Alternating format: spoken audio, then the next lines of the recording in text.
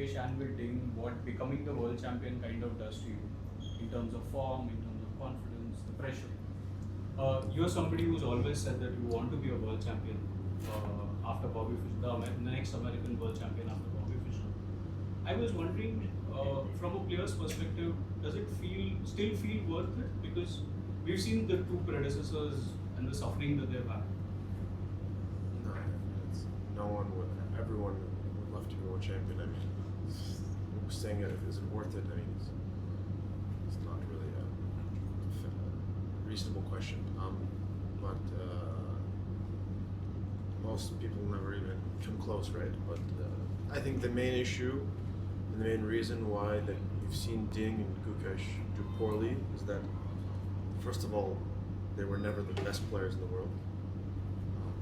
Not even close to it. I mean, okay, at Gukesh had a string of results over, maybe from the Olympiad, the candidates where he performed maybe at the best or near the best.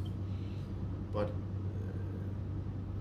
Ding even was long before he was fighting for world championship, he was actually playing, top 3 players, or even the second best player for a long. 2019. So he had an actual far more an established or consistent career as a top player. But I mean, the issue with the world championship cycle is that it's a very random. I mean, you don't want to say random because it can be easily misconstrued, but the candidates, I mean, the entire system is not as equitable, and you're deciding things over such a small sample size that it's natural that they're going to be the players who just aren't the best who are going to prevail, because you have such a small low volume. Like, I mean, the candidates is only 14 games, and it's you have to be first of 8. So I mean, each player, since it's the nature of the actual format, is not, no matter how good you are. First of all, the margin in classical chess to be so much better just isn't there at the highest level. Like, you simply cannot be miles better than your opponent because of how much of a role preparation plays.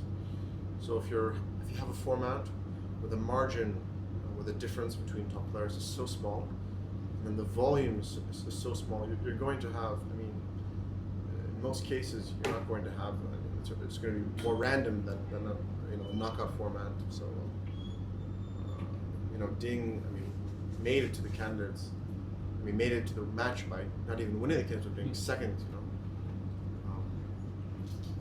So, at least now the system is starting to change. But for someone like Gukesh and Ding to do badly, I mean, people have upswings and downswings and all nature of sports, but they were never really the best players in the world, so it's not like a major shock.